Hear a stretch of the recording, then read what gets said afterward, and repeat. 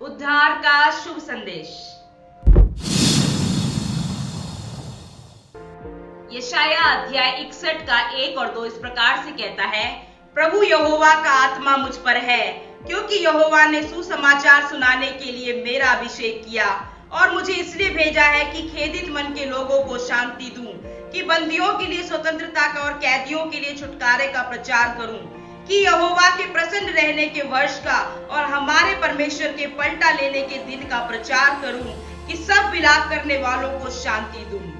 इस वचन में यशाया नबी प्रभु यीशु मसीह की सेवकाई को वर्णित करते हैं।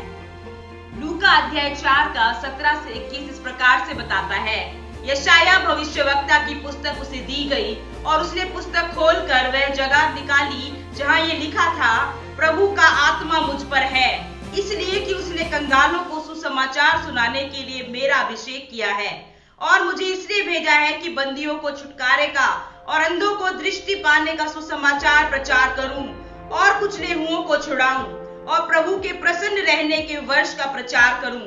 तब उसने पुस्तक बंद करके सेवक के हाथ में दे दी और बैठ गया, और आराधनालय के सब लोगों की आंखें उस पर लगी थी। तब वह उनसे कहने लगा, आज ही यह लेख तुम्हारे सामने पूरा हुआ है।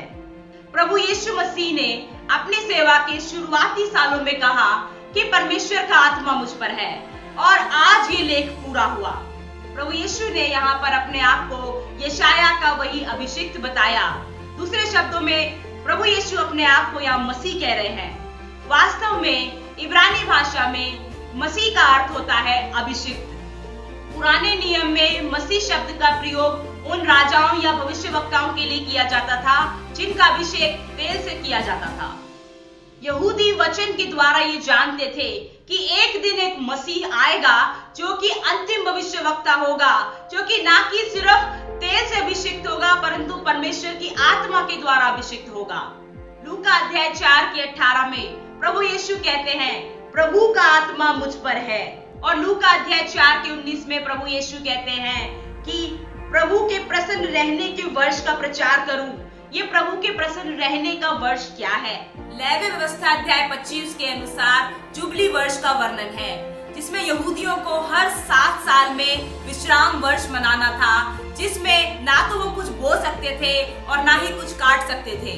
7 विश्राम काल या 39 वर्षों के बाद लोगों को 50वां साल जुबली वर्ष के रूप में मनाना था। उस वर्ष के दौरान सभी ऋणों को रद्द कर दिया जाता था और सभी भूमि मूल मालिकों को वापस कर दी जाती थी और दासों को मुक्त कर दिया जाता था और सबों को एक नई शुरुआत का मौका दिया जाता था। यदि आप प्रभु यीशु मसीह पर विश्वास करते हैं तो आप आत्मिक रीति से उसी जुबली वर्ष में जी रहे हैं, क्योंकि पाप और शैतान के बंधन से आप आजाद हो चुके हैं।